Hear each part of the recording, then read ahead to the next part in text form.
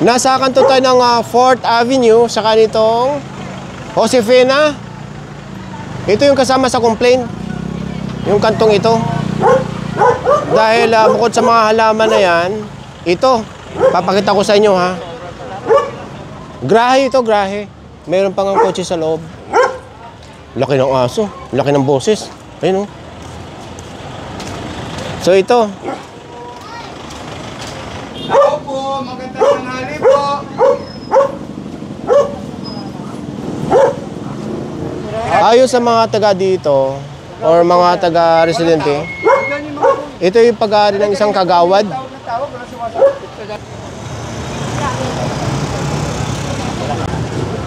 Bakit po ba nagkaganyan?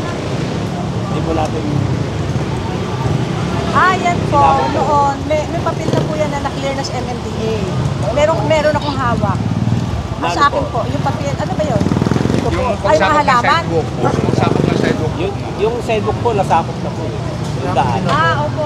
Na-enclose yun na yung sidewalk. Na-enclose yun. Kasama po yan sa nireklamo.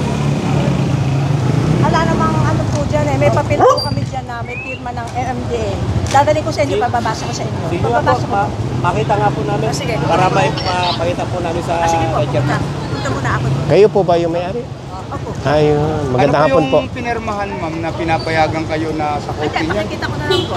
Sige po. Pakikita ko na lang. Mapasa yun kung ano nakasaad sa loob. Salamat po.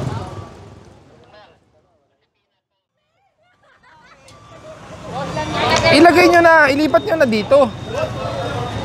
Bakit ang... Wow! Yan ang malupit. Alin ba ito? Kailangan makita yun. Tao po! Itong kabilang side. After bawasan ng halaman yung along 4th Avenue, dito naman sa may Josefina. Tanggalin na natin lahat yan. Tapos, umpisa na natin yung gate. May aso? May asa. Ang laki. Ang laki pa naman. Umpisahan natin sa taas. Laki ng aso. Hindi nakatali. Pakihanap po yung may-ari ng bahay na to. Tatanggalin ko tong gate na to. Hindi, ang gawin nyo, putulin natin sa taas. Doon tayo mag-umpisa magputol para mabuksan. Diba? I-bolt cutter lang natin sa taas tayo mag-umpisa. Huwag nyo dito kukunin buo. Yung screen lang muna ang tanggalin. Hindi naman tatalon yan ng ganong kataas eh. Ma'am, sa inyo po to? Kasi hindi ba pwede kami kailangan magbaklas? 1 linggo na po yung binigay sa inyo. Hindi pa rin po kayo gumagalaw. Kasi halak ko hindi ko aayusin yan. Hindi po. Kami na lang kasi sayang naman yung mga halaman ko. Ay, hindi. Ay, iwan namin halaman. Kasi may susundin lang ako. Kasi kami lang ba-share ang ano dyan. Yung mga iba hindi ko gagawin. Ginalaw na po namin. Kinumpiskahan namin ng food ano doon, yung stante. Wala naman sila problema sa akin. Usap lang Hindi sir. po, nagbigay na po kami ng warning last week. Pumunta po tauhan namin. Sabi po ni Kagawad na asawa niyo po, magsi-self-demolish but you did not do anything. Pero, please naman sir, pakiusap. Ma'am, Pakiusap lang sir. Kami na lang ang bahala. Hindi Kasi po. sayang yung masisira, sir. hindi naman sisirain. Iwan namin sa inyo. Kung gusto yung gamitin, gamitin nyo. Alam nyo naman po, nilalabag nyo ang batas. RA 4136, you are occupying the site. You are the only establishment here who has already built up a fixed structure. Apo. So, umpisa namin taas. Tapos, I'll give you, today is Thursday, I'll give you until Tuesday to see an improvement na binabawasan nyo. So, umpisahan po namin. Umpisahan nyo yung taas. Buti sana kung di po kayo binigyan ng warning. Yun na nga. Hindi sir, po tayo ito naman sumunod. sa akin. Pareho kami ng sakot nitong kakaharap ko. Hindi naman siya Saan kaharap po? sir, Actually, triple violation. Kinuha niyo yung sidewalk, pinarkingan niyo, which is considered illegal parking din po yun. Tapos third, ang question ko po, were you able to secure a building permit to build such structure here? I don't think so. Papel po kami pinakita. Ay! Akin na yung papel. Tingnan natin kung ano po yung papel. You are hereby directed to remove, demolish, or obstruction which has impeded or obstruct above mentioned streets, sidewalks, and highways within 10 days, September 27 of 2016. Necessary as required by the circumstances. Sir, Hindi lang po ticket to. Ay, kuya. Hindi lang po ticket. You are directed to remove. So, sir, ito yun ang ano nila eh. Yan po, sir. Motion to withdraw because you have satisfactory complied. But where is the compliance? So mukhang misinformed po si prosecutor na nag-comply po kayo. Nandito na yung kagawad. Notice to withdraw complaint. Kino-complain po kayo because of the obstruction. Comes now the complainant, and into this honorable court, most respectfully withdraw the above caption case. We withdraw. Bakit? The accused has satisfactorily complied with 3 days community service. Ibig sabihin po, nag-community service po kayo. Kung ginawa nyo man yun, okay. Pag hindi, okay din po. And that the complainant is no longer interested in further prosecution because nag-comply kayo ng 3 days community service. Opo. Kuno mo nga kami picture nila. Wala pong problema. Opo, wala pong Picture lang tayo para malaman na lang ng buong ano. Yung nag-complain. Para malaman din natin kung sino. Sir, ito po, para basahin nyo lang. Di bali, okay na, sige. Oo. Basta ipapantay lang yun sa mga sobra ha.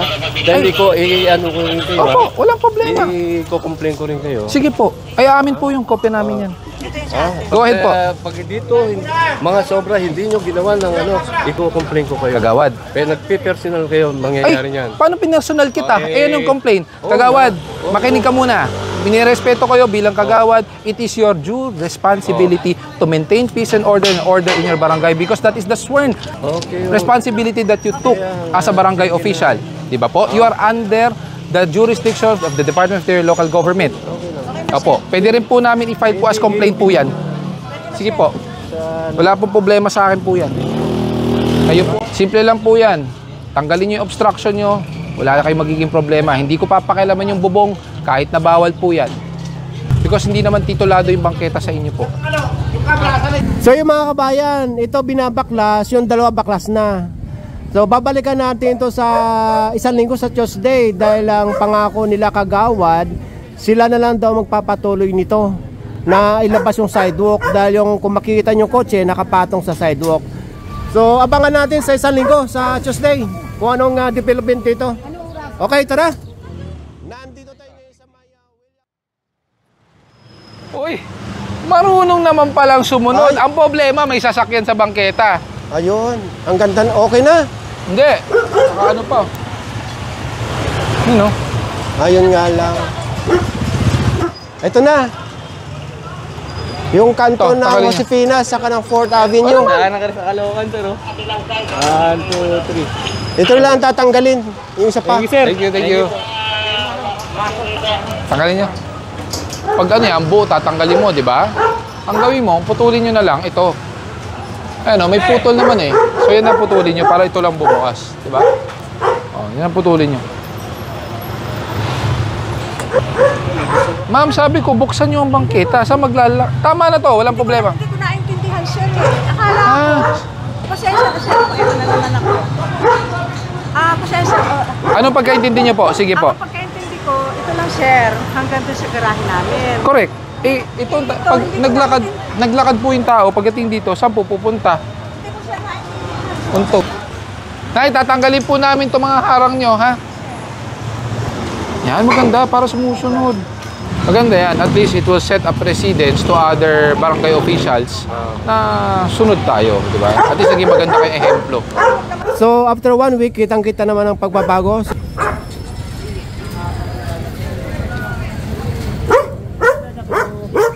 So ito na siya ngayon.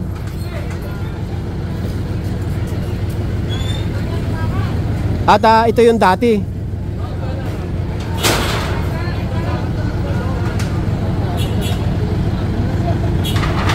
So, ayan sir, sa pagbabalik natin sa loob ng 1 linggo ay nakita naman natin, maski may binabaklas pa, ang laki na ng pagbabago. Well, at least, no, yun nga, sa umpisa, merong hindi pagkakaintindihan, may konting nagkakainitan.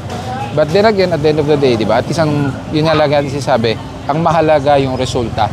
So, kita naman natin na despite yung initial encounter natin, sabi nga ng mga kapitbahay dito, ilang taon na po to, paulit-ulit. So at least nung tayo ang nag-implement, nakita niya na we are really serious about it. And hindi lang po ito sa hindi lang po ito na napasunod po natin sila, but it will set a precedence also sa mga kapwa kawani ng gobyerno na bilang isang empleyado o isang kawani ng gobyerno, tayo po ang unang-una dapat na sumusunod. So maganda example po to na si Kagawad sila na po ang nagpusang loob na nagtanggal at inayos po nila. And kita naman natin, seems like no hard feelings naman. So sana this will set an example to other public servants also na especially yung mga nakakasakop po sa mga barangay level na tayo po ay magtulong-tulungan para ayusin po ang ating mga kalsada, ang ating mga lansangan. So yun, sa dalawang kalye seri natin na magandang resulta, kay Nanay, shoutout sa'yo, at siyempre kay Kagawad. Ang ikli nito eh. Oo nga! Maikli. Maikli. Ibig sabihin, sumunod agad. Oh, si Nanay, Hindi, pasaway. maganda yan. At least umiikli yung mga pasaway, yung mga kalye seri, umiikli. Ibig sabihin, natututo. Saka, kumbaga, nagkakaroon ng respeto sa batas. Wag na yung takot, respeto na lang. Okay, shoutout sa inyong lahat. Shout out! Bata pa lang, naiintindihan na niya yung mga ginagawa natin. So, ang mga kabataan yan ang dapat natin turuan ng maayos, di ba? Because they are the future. Ayan. So, namumulat na sila sa mga bawal at mali. Correct. Regarding sa traffic rules and regulation. Tama. Hi, Bibi. Ikaw ay.